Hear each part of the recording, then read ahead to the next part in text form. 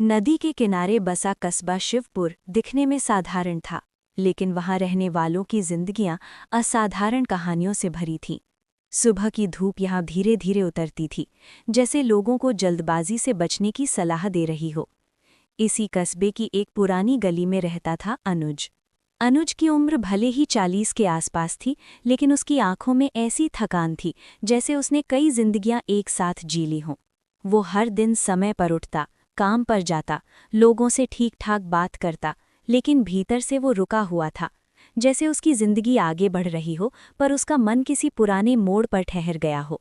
वो मोड़ था उसका बीता हुआ कल, सपनों से भरा अतीत। 15 साल पहले अनुज बिल्कुल अलग था। वो महत्वाकांक्षी था, मेहनती था और भविष्य को लेकर आशावान था। कस्बे से निकलकर उसने शहर में इंजीनियरिंग की पढ़ाई की और एक बड़ी कंपनी में नौकरी पाई। उसके माता पिता को उस पर गर्व था। उसके पिता शिवनाथ बहुत सीधे साधे इंसान थे। उन्होंने पूरी जिंदगी ईमानदारी से काम किया था। वे अक्सर कहते, बेटा बड़ा बनो लेकिन इंसान बने रहना।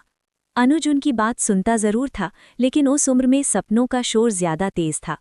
एक फैसला जो भारी पड़ गया। एक दिन ऑफिस में अनुज को बड़ी खबर मिली। कंपनी उसे विदेश भेजना चाहती थी। बेहतर पद, ज्यादा पैसा और उज्जवल भविष्य। ये वही मौका था जिसका वो वर्षों से इंतजार कर रहा था। उसी हफ्ते उसके पिता की तबीयत बिगड़ने लगी। डॉक्टर ने साफ कहा, अगले कुछ दिन बहुत अहम हैं, परिवार का साथ जरूरी है। अनुज उलझ गया। उसने सोचा, मैं चला जाऊं, कुछ महीने बाद सब ठीक हो जाएगा, मैं वापस आ जाऊंगा। उसने पिता से बात की। पिता ने मुस्कुरा कर कहा, जा बेटा, अपना भविष्य मत रोक। अनुज चला गया। 3 दिन बाद आधी रात को फोन आया। पिता नहीं रहे। अपराध बोध की जड़ें।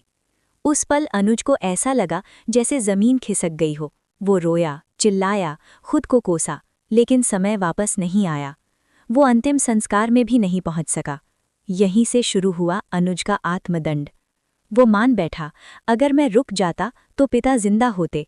ये सोच उसके जीवन का स्थायी सच बन गई, जबकि वो सच नहीं, सिर्फ एक संभावना थी। सफलता जो चुभने लगी। विदेश में अनुज तेजी से आगे बढ़ा। प्रमोशन मिले, तारीफें मिली, पैसा आया, लेकिन हर उपलब्धि उसे काटती थी। जब लोग कहते, तुमने बहुत नाम कमाया है, तो भीतर से आवाज आती, किस कीमत पर। वो हंसता था, लेकिन दिल भारी रहता था।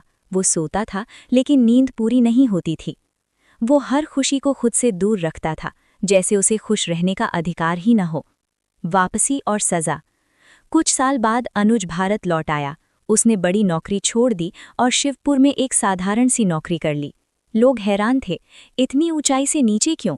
अनुज कहता, बस यही अच्छा लगता है। असल में वो खुद को सजा दे रहा था। हर सुबह पिता की तस्वीर के सामने खड़ा होकर वो मन ही मन कहता, देखिए, मैं खुश नहीं हूं, यही मेरी सजा है। आज से भागना। समय बीतता गया, लेकिन अनुज आज में जी ही नहीं पा रहा था। वो हर बातचीत में अतीत ढूंढता, हर सन्नाटे में वही पुराना दिन सुनता। उसे डर लगता था, अगर वो खुश हो गया तो शायद वो अपने पिता को भूल जाएगा, और वो ये अपराध नहीं करना चाहता था। नदी किनारे की मुलाकात। एक शाम वो नदी के किनारे बैठा था। पानी तेज बह रहा था, जैसे किसी बोझ से मुक्त हो। तभी वहां एक वृद्ध महिला आई, शारदा अम्मा। उनके चेहरे पर गहरी शांति थी। उन्होंने अनुज से पूछा, इतने सालों से यहाँ बैठे हो, लेकिन कभी बहते नहीं? अनुज पहली बार किसी अजनबी के सामने टूट गया। उसने सब कुछ कह दिया, अपना फैसला, पछतावा, दर्द। अम्मा ने नदी की ओर इशारा किया। ये नदी हर दिन नया पानी लाती है, लेकिन पुराने पानी को पकड़कर नहीं रखती। सच जो स्वीकारना मुश्किल था। तुम्हारे पिता ने तुम्हें दोष दिया था? नहीं। तो तुम खुद को क्यों दोष दे रहे हो?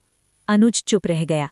अम्मा बोली, दुख का मतलब ये नहीं कि तुम गलत थे, कभी कभी जीवन बस कठोर होता है।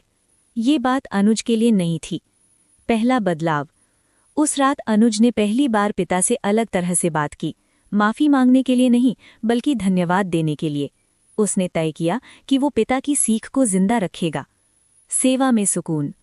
अनुज ने कस्बे के गरीब बच्चों को पढ़ाना शुरू किया। शुरुआत में मन भारी रहता था, लेकिन धीरे धीरे उसे सुकून मिलने लगा। हर बच्चा, हर मुस्कान उसके भीतर कुछ हल्का कर देती थी। अब वो पिता को याद करता था, लेकिन बोझ की तरह नहीं, प्रेरणा की तरह। आज की जीत। सालों बाद अनुज के चेहरे पर सच्ची मुस्कान लौट आई। वो जान चुका था कि यादें साथ चल सकती हैं, लेकिन उन्हें पीठ पर लाद कर नहीं चलना चाहिए।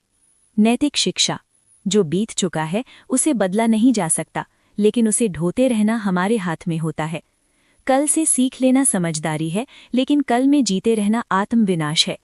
जीवन हमें हर सुबह एक नया अवसर देता है आज को जीने का। इसलिए कल को सम्मान दो, सीख लो और आगे बढ़ जाओ, क्योंकि बोझ के साथ कोई दूर तक नहीं चल पाता।